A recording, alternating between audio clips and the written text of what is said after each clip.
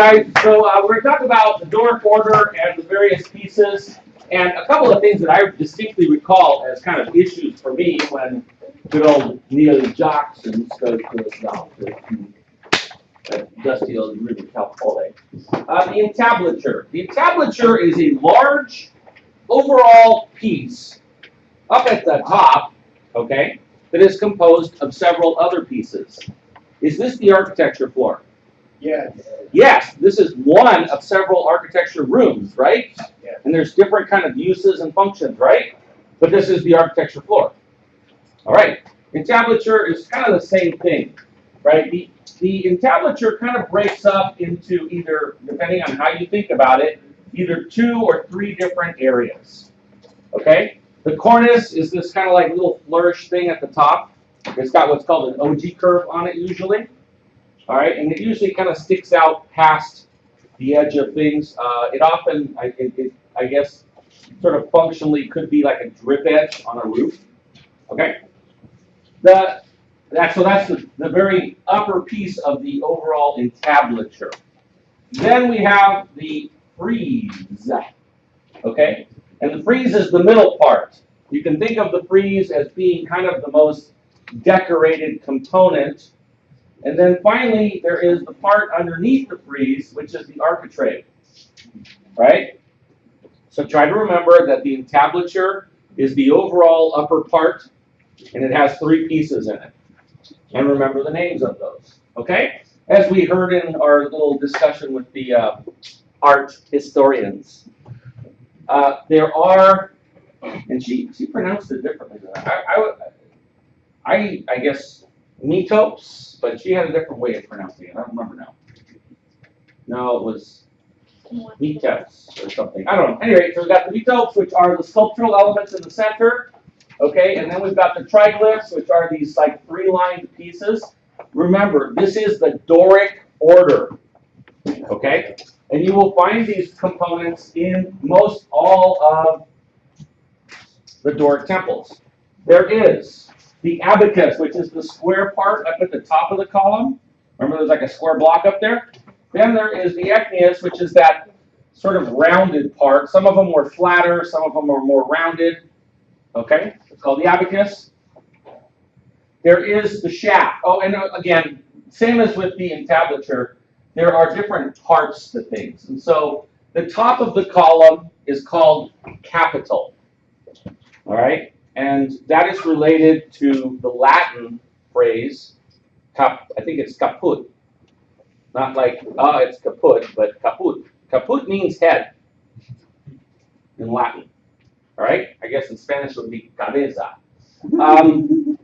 There is the shaft, which is also often called the body of the column. So far we've got a head, a body, all right? And then there is the base of it, which the Doric order didn't have a base. It had this thing called the stylobate, which is the bottom floor that everything sort of sat on, okay? And that would often be referred to as the foot of the column.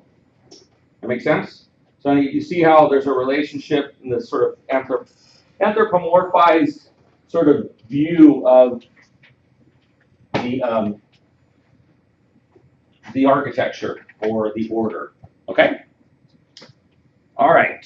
Let's keep going. So what's the bottom called? Stylum? Stylobate is the actual, like, the step where the floor is. And then there is this stereobate, which is the steps leading up to. Oh, those are actual steps? Yep. You can, if you look at the 3-dimensional view directly adjacent to it, you'll see it right here. Okay? Oh, shit. All right. Don't forget that those little scalloped pieces that were sort of cut into the capitals, not in the capitals, into the shafts, are called flutes or fluting. All right? Oh, yeah. It's those lines with the word fluting pointing at them. You got that, Marcus? Marcos? Sorry. Okay, so let's go take a look at one of the Roman colonies. Okay, But remember, early on we had a discussion how Rome wasn't like this centralized government of sorts. They established these things called city-states. Okay? And one of those places was at Paestum, and this was essentially a Greek colony, which was eventually overrun by the Romans, that was in Italy. Okay? And so there we find some of the really excellent examples of the Doric order. All right, and so there is, in these next temples, right, there is a lot of confusion about them because for a large part of history they were referred to as different things. What I did is that after looking through this, I kind of I tried to use the sort of final names. This is the Temple of Hera, number 1 in Paestum. And you can see the columns, the capitals, the abacus, you can see the stylobate. It's missing all of the roof, okay? But you can start to see these walls that are on the inside. Most of them are missing right now. And this temple was very unusual because running right down the middle of what is called the cella, okay, was a row of columns. All right. The reason for that is that they didn't have long-spanning systems. They basically had whatever size tree you could cut down and make a piece of wood. So that's as far as they could go, and so they were often limited by the spans. All right. Here is another view of the same thing. All right, and an upward view of Capitol. You can see the fluting. You can see the abacus up at the top. You see on the inside that there are columns on top of columns. That's that wall running down the center. All right. Then after that, some 100 years later, they built a second temple to Hera. Right. This is the temple to Hera number 2. And you can see that this one has endured a lot longer, and it's different. Right. The first one, and I'll back up to it. The first one, I believe, had 9 columns across the front, okay? And it had 18 columns running down the length of it. So one of the things that's a little bit unusual about this temple is the 9 columns. Why would that be unusual? Think about it. Because they would always make them symmetrical. It is symmetrical without a doubt. Can you repeat the question, please? Why is it unusual to have 9 columns? Why is it unusual? They always came in pairs. It is, but think about like this whole idea of a central axis, right? In this particular case, the central axis of this building is occupied not by a void that you would walk through, but by a column, okay?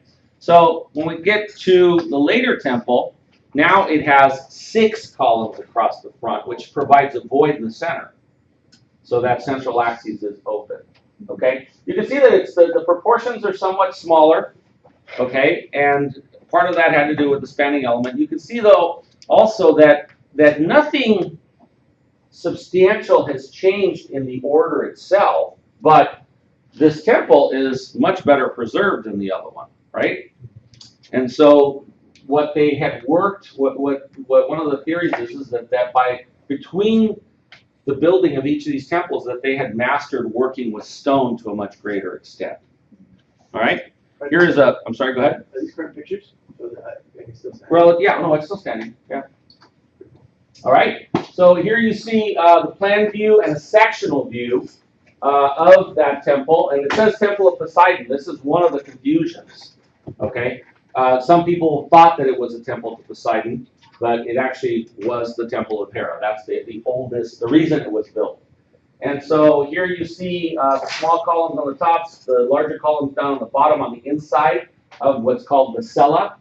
You see the portico porch on either end. You see the anteroom before you get to the inner chamber of the cella. You see that the floor has been manipulated, right? Floor's been manipulated so that as you approach it, it feels like you're rising up into something. Not quite like the pyramids were a stairway to the sky, but just in the sense that this is up higher, it's up on a pedestal. Okay? All right, now let's switch over to the Ionic order. Right, so now we take a look at the Temple of Artemis at Ephesus. I believe that this temple is no longer in existence. There's just remains of it. And you can see the proportion. Look at the proportional difference between the columns that you're looking at there and those columns. Those things are like stout, right? They're like, how am I doing on time? You still have 4 minutes. Okay, all right, got plenty of time. So continuing back to this, look at the proportion of those columns. These are Ionic, right? The idea with the Ionic is that they were a slenderer ratio, more attuned to a woman's smaller feet compared to the overall height of the female form. Okay. Later, Vitruvius, the Roman writer, which would appear 700 years later, would make a statement that the different orders would be something that the Greeks might have applied to gods that were men, Zeus, right? To gods that were matrons and gods that were maidens. Maidens being younger, matrons being more motherly. Okay?